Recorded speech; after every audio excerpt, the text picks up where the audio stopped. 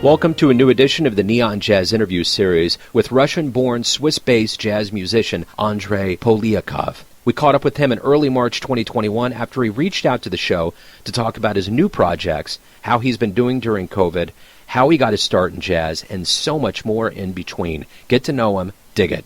Hi, Andre. It's Joe Domino with Neon Jazz Radio. Yay! Hello, Joe. What's up? How are you? I'm good, man. What's going on? Ooh, a lot of different things. You know, weather is rocking. The weather is rocking. That's the most important thing. Wonderful. That's good, man. With everything that's been going on, for sure. I know, right? Yeah. Where are you at exactly? Ooh, it's Switzerland. It's the snowy country normally during the winter, but this year shows a bit of a summer-ish weather, if you know what I mean. Yeah. Really, really nice environment. So it's pretty far from the States. It's in Europe, but nice place to be in, I have to admit. I would love to get to Switzerland. I've been over to France and Italy and England and yeah, so and I've had friends that have gone to Switzerland and they have said it's one of the most beautiful. In fact, when I was in high school, there was a foreign exchange student that was from Switzerland, and I got to, yeah. So I've had a pretty good crash course, first person, with people from Switzerland. So it's awesome. Yeah. I see. No, Switzerland is really, really beautiful country with mountains and alpine things and all this kind of stuff and skiing and the cows and the grass. So the nature is really beautiful. Well, you all, when it comes to like warfare and conflict, you all really stay out of it. You know, you're a peaceful country. Very neutral, very, very neutral indeed. And it actually, you know what? I'm Russian, in fact. And I moved to Switzerland about 10 years ago. And I've been enjoying it so much to be in a country that is not shaken by all these conflicts and political dramas and all this kind of stuff. It's beautiful. We have a president for 1 year only. And they change every year. Wow. Yeah. It's fascinating. Can you imagine that? Yeah. You know, I mean, Russia's like the United States. We're always embattled in some kind of conflict, so to live in a place that's peaceful, it's nice. Oh my goodness, don't get me started on that one. Yes. Oh man, well, really, really difficult. Yeah, totally. Yeah. Anyhow, so let's get into some peaceful things like jazz music, and thank you for reaching out. Thank you for being up for the interview. I love featuring and profiling musicians from all over the world. So much. Yeah. Thank you so much for accepting this. Thank you. Yeah, absolutely. My pleasure, man. So let's talk about Moonlight. I know that's a new single. It's coming out in March. And before we get into the music, I find it triumphant that this time last year we were getting ready to go into a lockdown. And when I see the tag March 9th, 2021, it makes me feel like the world's moving in the right direction. Well, probably you're right, Yeah, I never thought about that, about this in that way. Yes, you're probably right. Maybe it's a revival, the thing that we've been waiting for so long. But, it's actually, so the Moonlight is a title track for the album that I've started releasing in June last year. So it was some sort of the lockdown-ish or COVID-related, not directly, not entirely, but COVID-inspired, maybe work-from-home-inspired album, where I decided to paint the world in different events, different happenings in the world, in the daylight or in the sunshine and in the moonlight. So the day perspective and the night perspective on the same kind of the happening or event or emotion. I started with a single that was called Declaration of Love. So I had two kind of mirror or sibling a little bit pieces called Declaration of Love in the Moonlight and Declaration of Love in the Sunshine. Very romantic and very inspiring, I guess, even with the titles. And the main idea is that I'm pulling out a melody that I'm using in a solo piano piece for the Moonlight version. And then I kind of distort it in all ways possible. Then I arrange it in different genres as well. And then I come up with a sunshine version. And it proved to be a really, really interesting journey for me as a composer. I hope it's interesting for the listeners as well. But it's been a journey so far. And then I've released several... And then I released several singles like that, so Declaration of Love, Lullaby, and the La Promenade in Paris, so different events. And then I decided, okay, I need a title track. So now I'm coming up with this sheer and plain, pure Moonlight, and then in a month's time I'm going to follow up with the Sunshine, sister of this track. Right on. Yeah. So yeah. How have you been doing during quarantine? How has this year treated you? I have to admit, not too bad and not bad at all. I kept my job, my day job, and I've been working from home, and that actually allowed for some free time that freed up from the traveling and the commuting, to work and back, for some creative work and piano playing and arrangement and getting in touch with beautiful musicians around the world as well. So it actually, I have to say, boosted my creativity, I think, and the productivity as well.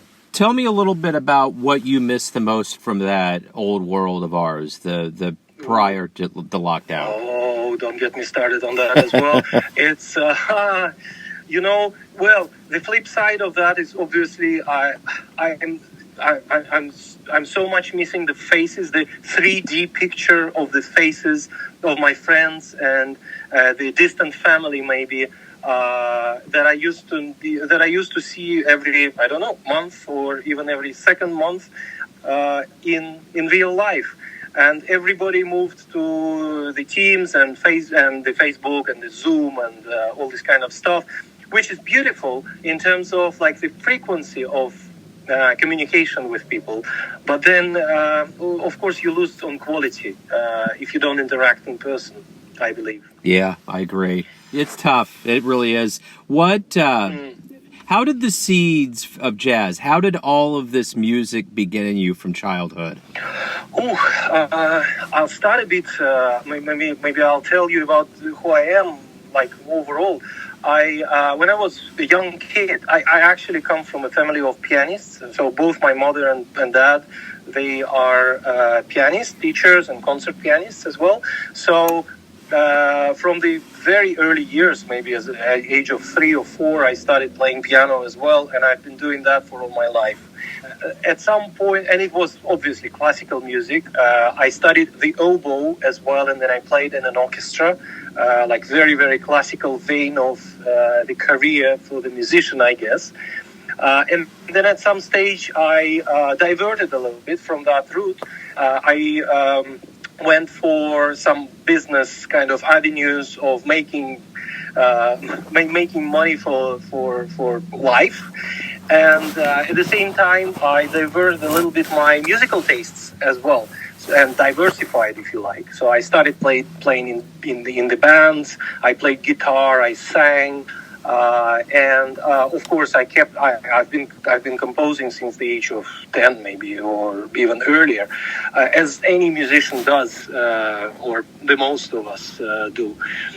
Yeah, and then in the later years, I think as of maybe last year or 2 years ago, I noticed that quite naturally the jazz harmony started penetrating in a way my compositions, and it's a very nice thing. It's a little bit bizarre because this is not my education, let's say, and it's not the music that I'd been listening for all my life. It never been my passion, but it became so. Maybe it was a COVID thing as well. I don't know. Who knows? But I'm looking at my piano right here in the room, and the sheet that I have is Oscar Peterson. So it tells for itself. Yeah. So what was the first live jazz show you saw that really moved you? The live jazz. What moved me in jazz really is, again, Oscar Peterson, the old tapes. I was, I think, 8 years old or even 7 years old when I was listening to these tapes back in the Soviet Union, in the USSR, a little bit undercover. It was not really welcomed in that country back then. But I really loved how this guy was coming up with the improvisations to anything, basically and practically, and of course the harmony and everything. And then I was a big fan of Keith Jarrett as well at some point in my life. So yeah, I guess that.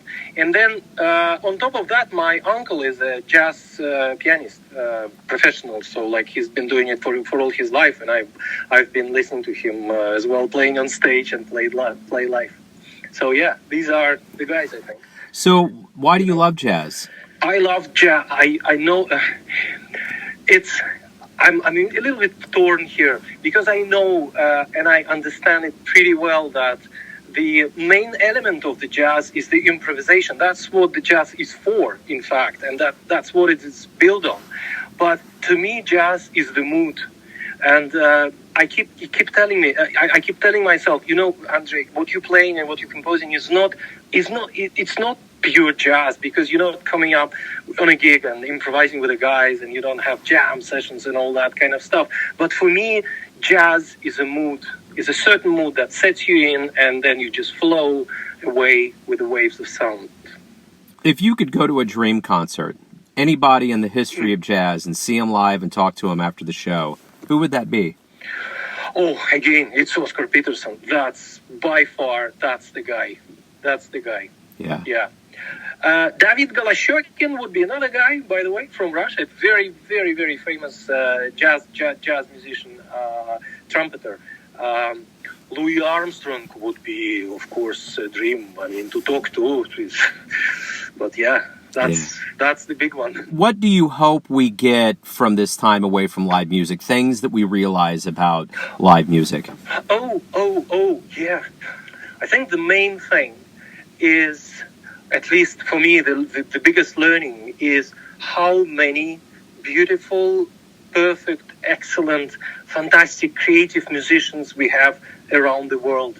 Because I really think that this year, or the last year, 2020, showed us with all this penetration of digital, of Facebook ads and the digital audio stations as well, and all this kind of stuff. So we really saw this wave, this upsurge of the independent musicians, and this music is super nice, super beautiful, and go away from the mainstream. I'd say, man, Yeah. Go away from the mainstream. That's the point, and that's what this year has already proved. The independent indie musicians is the way to go. Yeah. That's my point of view. Yeah, right on. So, yeah, absolutely. So everyone has this idea of who they think you are. Your family, your friends, your fans. But you're the one that's living your life. Who do you think you are? I think I'm a medium, in fact. I'm a medium between something that is untouchable and quite difficult to understand what it is, but it somehow delivers creative ideas in music and beautiful, hopefully, melodies and harmonies through me onto the paper and onto the piano and into the recording. I think I'm the medium. That's how I think of myself. That's a great answer. Hey, man, thank you for taking some time out. Thanks again for reaching out to the show. Good luck with the album and with the return to the stage. Thanks so much. Thanks so much, Joe. Thanks for listening and tuning in to another Neon Jazz interview, where we give you a bit of insight into the finest players in Switzerland, Russia, Kansas City, and spots all over the world, giving fans all that jazz. Thanks to Andrei for his time, music, and story. If you want to hear more interviews, go to Famous Interviews with Joe Domino in the iTunes Store. Visit Neon Jazz at youtube.com, and for everything Neon Jazz all the time, go to the neonjazz.blogspot.com. Until next time, enjoy the jazz, my friends.